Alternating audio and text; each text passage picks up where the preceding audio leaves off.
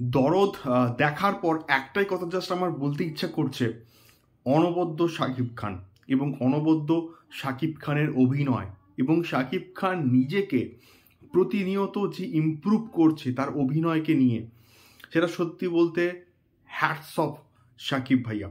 So hello guys, আমি Deep and welcome back to my channel Deep exclusive. So এখন আমি এই ভিডিওতে কথা বলবো শাকিব খানের দরদকে নিয়ে। তো ফাইনালি আজকের আইস্ক্রিনে কিন্তু মুক্তি পেয়েছে শাকিব খানের দরদ এবং এটা প্যান ইন্ডিয়া লেভেলে মুক্তি পাওয়ার কথা ছিল, বাট কিন্তু মুক্তি পায়নি। তো কেমন লাগলো দরদ? তো ভিডিওটা শুরু করার আগে প্রত্যেককে একটা রিকোয়েস্ট, আমাদের একটা ফেসবুক পেজ কিন্তু আছে যার নাম দীপ এক্সক্লুসিভ, সেম নামে কিন্তু রয়েছে। আপনারা অবশ্যই সেই পেজটি ফলো করবেন এবং সেখানেও শাকিব খান সংক্রান্ত প্রত্যেকটা ভিডিও আপডেট কিন্তু আসে। তো সবাইকে রিকোয়েস্ট, দীপ এক্সক্লুসিভ ফেসবুক পেজটি কিন্তু আপনারা অবশ্যই ফলো করে দেবেন।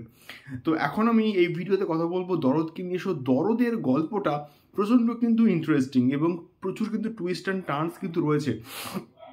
এবং শাকিব খান অর্থাৎ দুলু মিয়া এবং ফতেমা অর্থাৎ সোনাল চৌহান, তাদের মধ্যেকার কেমিস্ট্রি খুব ভালো করে কিন্তু পোট্রে করা হয়েছে। এবং ছোট্ট করে যদি গল্পটা আমি বলি, সেখানে শাকিব খান অর্থাৎ দুলু মিয়া কিছু কিছু কিন্তু খুন করছে এবং সেই খুনগুলো কেন করছে, সেই মার্ডারগুলো কেন করছে এবং সেই এতটা ব্রুটালিটি কেন, এই সব কিছু কিন্তু জানতে গেলে তোমাদের সবাইকে স্ক্রিনে গিয়ে কিন্তু দরদ অবশ্যই কিন্তু দেখতে হবে।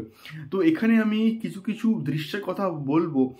এখানে রাজেশ শর্মার যে ক্যারেক্টারটা আছে, তাকে যখন খুন করে, সেই খুনটা যখন করছে তখন যেভাবে খুনটা করছে সেটা সত্যি বলতে ভয়ঙ্কর লেভেলের, মানে প্রচণ্ডভাবে কিন্তু ব্রুটালিটি দেখানো হয়েছে এই পার্টিকুলার সিনেমাটার মধ্যে। এবং তার সঙ্গে সঙ্গে এখানে কিন্তু আরও প্রচুর ক্যারেক্টার্স কিন্তু রয়েছে যেগুলো প্রচণ্ড কিন্তু ইম্পর্টেন্স এবং সমানভাবে কিন্তু গুরুত্ব দেওয়া হয়েছে।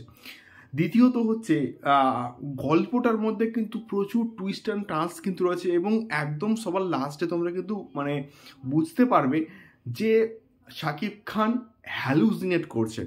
আমি এটা কেন বললাম তোমরা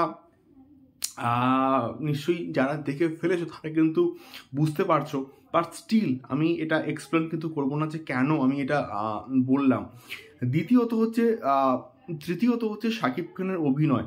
শাকিব খান এখানে জাস্ট ফাটিয়ে দিয়েছে, অনবদ্য কিছু কিছু তার এক্সপ্রেশনস এবং একটা স্যাড সং আছে এবং যে স্যাড সংটা তোমরা অলরেডি কিন্তু শুনে ফেলেছো, সেই স্যাড সংটা প্রচণ্ড কিন্তু ইফেক্টিভ এই পার্টিকুলার সিনটার ক্ষেত্রে এবং গানটার ক্ষেত্রে। এবং বেনারসকে খুব ভালো করে কিন্তু এক্সপ্লোর করা হয়েছে এবং তার সঙ্গে সঙ্গে সোনাল চৌহান এবং শাকিব খানের মধ্যেকার কেমিস্ট্রিটা খুব ভালো করে কিন্তু ওয়ার্ক করেছে। এবং গল্পটা, আমি এখানে আমার একটাই দিক কিন্তু একটুখানি খারাপ লেগেছে, গল্পটা প্রেডিক্টেবল। গল্পটা হাফ টাইম অবধি যেভাবে একটুখানি স্লো কিন্তু লাগছিল, বাট সেকেন্ড হাফ থেকে গল্পটা প্রচণ্ড কিন্তু প্রেডিক্টেবল যে কী হতে চলেছে। এবং তার সঙ্গে সঙ্গে রাহুল দেব বোস এবং মানে মিষ্টি দিয়ে মারার যে, মানে মিষ্টি রসগোল্লা দিয়ে যে মারার যে সিনসগুলো এখানে রয়েছে, তো সেই সিনসগুলোর প্রচণ্ড কিন্তু ভালো এবং ওয়ার্ক কিন্তু করে। তার সঙ্গে সঙ্গে গানগুলো প্রপার জায়গায় কিন্তু প্লেস করা হয়েছে, গানগুলো কিন্তু খুব ভালো হয়েছে।